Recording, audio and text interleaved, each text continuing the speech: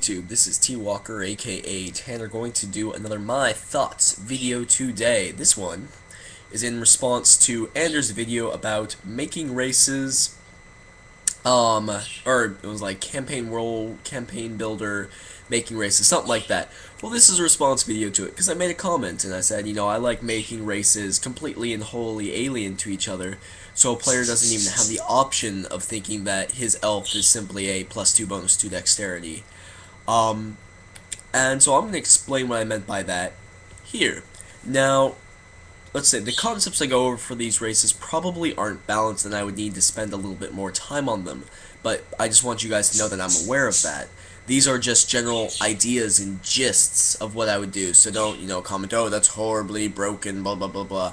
Well, I know, but I'm just trying to give you guys an idea of what I would do, alright? Having said that, I've got two more things to say before I actually start. First off, I like the idea of races being better than others. Some races being superior. And not just, they think they're superior, like being mechanically superior to others. And some races being a little bit not so good as others. They're just not, mechanically, they're just not so good. And making them different in that way. For example, in my setting that I'm running right now, an elf, which is a type of fae in my setting, has this innate control over magic simply by being what it is. Can control magic in any way he likes in a process called weaving.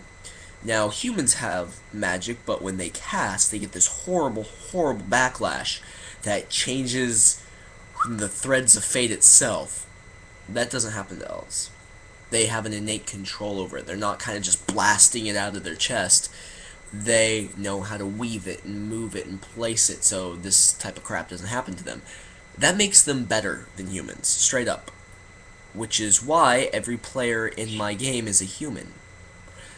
Which brings me to my second point. I like the idea of, races being better than one another, but not playable races.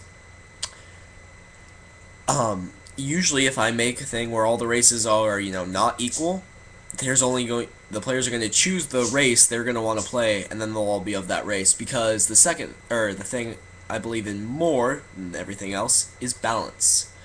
My idea, they need to be balanced. All the players need to be equal no matter what they're playing. Even if they try to minimize their character, I'm going to house rule the rules so that minimizer is going to be just as good mechanically as that power gamer. Because that's what I like. That's fair. I don't want someone to have to hamper themselves to play what they want to play. Not going to happen. So that is the most important thing. So, if I were to run a game where everybody is playing a different race, those races will be balanced. Now, there might be other non-playable races that are not, and some are just overpowered, and some are just completely pushover peons. Such as, goblins being the peons, but, these ogres just being this race that is just, horribly, horribly strong, and horribly, horribly tough. So, that's how I would run that. But, I'm getting ahead of myself. So, I am going to talk about the gist of what I'm going to do today. As I've said, I know that these aren't really balanced. If I were to really run them, I would make sure they were. But this is just to give you guys an idea of how I would make the different playable races alien to each other. Besides, and not making them imbalanced.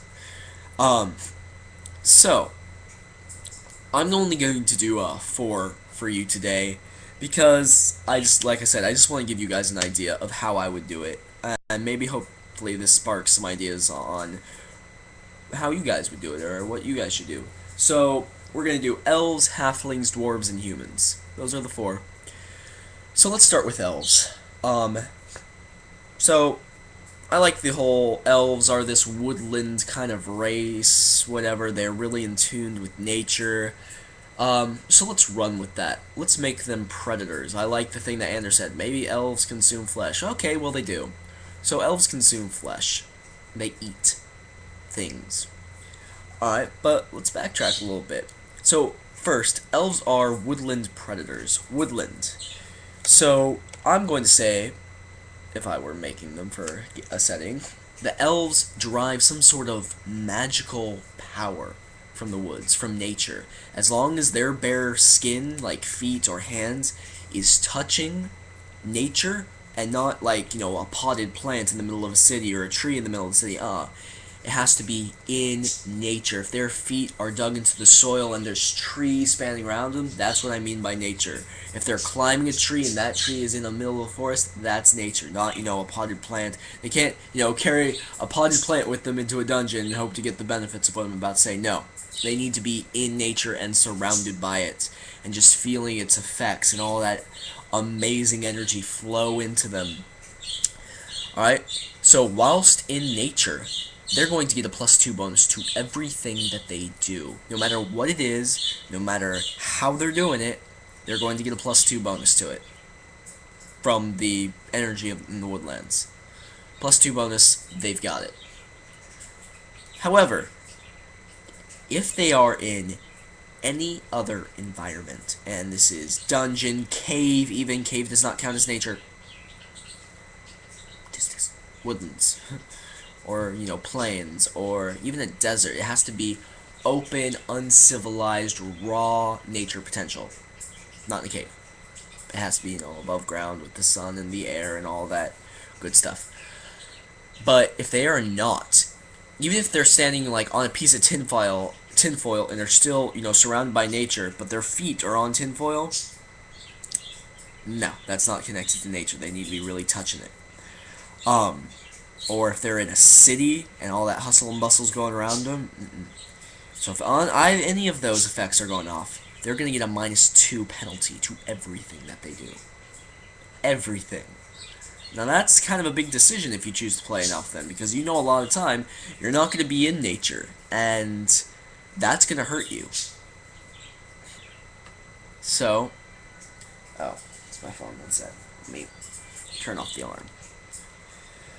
So, that's going to hurt you. That's really going to be grating. And so you're going to really need to know what you're getting into. Also, let's change them up even more.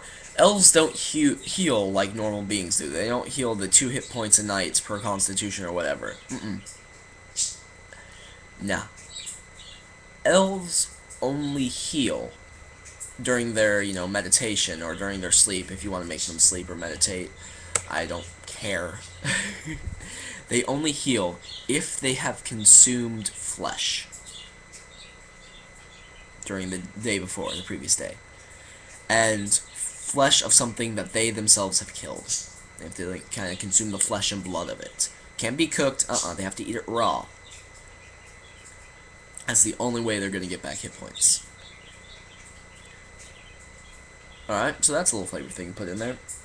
The last thing I would do for them is, since they are this kind of woodland, naturey, elemental predator, an elf, when he is born, is born is assigned an element. Probably like wind, probably the same elements that are in D&D. What do you got, like lightning, acid, fire, or whatever. I'd probably just use fire, ice, and lightning, and air. I don't think there is air, but I'd use air and rock. So all those 5, they choose, or pretty much the player would choose one of those. Now, every spell that the player casts, no matter what it is or what it's doing, is considered to have that sub-element. Even if it's a mind control spell, it's still going to have that lightning sub-thing. So if the thing has resistance to lightning, it's going to take effect there, and he's going to get a bonus. If the thing has resistance to lightning, not going to get his bonus. So that would be the elves. That +2 bonus, maintenance 2 penalty, everything, everywhere. Let's move on to dwarves. Just for the sake of funsies, let's make them cliche, and just for the sake of you getting the gist of this. So dwarves are going to get, pretty much they're the opposite of elves. The elves get their bonus in the naturey place. Dwarves are these refined, learned smiths. they get their bonus whilst surrounded by this urban area, while surrounded by forged and smithies and the fire of it and all that good stuff. That's where they get their bonus. If they're in nature, that's where they get their penalty. Alright? So, dwarves, that's where they get it. Like I said, they're like the elf, though. They can't drag around, an anvil with them and say they're near industry. No, no, no. They've got to, actually be in this, living, breathing city, They have to be surrounded by concrete and hookers. But you get the point. Also, for a dwarf, since they are, it's not that they, their culture, they learn about all these different weapons. It's simply by the fact that they are a dwarf, they are going to be considered to be proficient in every weapon they ever hold. It doesn't matter if it's the leg of a chair or a table or, a alien piece of, metal. They're proficient in it, and they can use it without taking penalties. Might do something else for them too, but like I said, I'm just giving you guys a gist. Now humans. Now, humans can go with, they don't get any bonuses or minuses. Boring. Or they can pick from a list, most likely I would make, of things. They get a +1 bonus while in this situation, but a -1 penalty while in this situation. They would pick that, and that's be what I run for them. Personally, I think humans are kind of, but that's what I'd run for them. Halflings. Halflings would get their +2 bonus whilst in good company. So, if a halfling is, picking a lock and he's got his buddies right there beside him, he's going to get a +2 bonus. However, if he's got his buddies right there beside him and then there's an ogre trying to kill them, he's not in complete good company, so he's going to get a -2 penalty. In order for a halfling to have his, bonus, he needs to be in good company only. He can't have bad company there with him. Now, the other thing that halflings would get is whenever they, just because, they are a halfling, they have this inborn knowledge, kind of like the dwarf. But what this inborn knowledge does is it allows them to know everything there is to know about a monster. They, just by being a halfling, they can look at something and be like, alright, well, it has this ability and that ability, it can shift from here to here, I can see that it has a strength of this, it has a constitution of that. They know all that stuff. They, just by looking at a monster, they know. And so, pretty much, that is the gist of it. I would give situational bonuses, but I would make these situational bonuses very, very broad. Like, in the Woodlands, you get +2 to everything, but when you're not, you get that -2 penalty. And I would try to change them up that way. My whole goal in doing this is to make an elf feel wholly alien to a +2 bonus to dexterity. They might still have that. Personally, I would kind of take those stat bonuses away. But, they could still have that and all those other bonuses, but they would have this thing as well. The whole thing I would do is to make each race get a bonus, but then get a penalty as well. Flaw them a little bit. Give them a bonus to this in this situation, but a penalty in this situation. But make those situations very, very broad and very, very different. Also, you can change the way how they handle the different classes and different abilities and how they execute them and what bonuses / minuses they get with these different abilities. Like I said, though, this is hard to balance.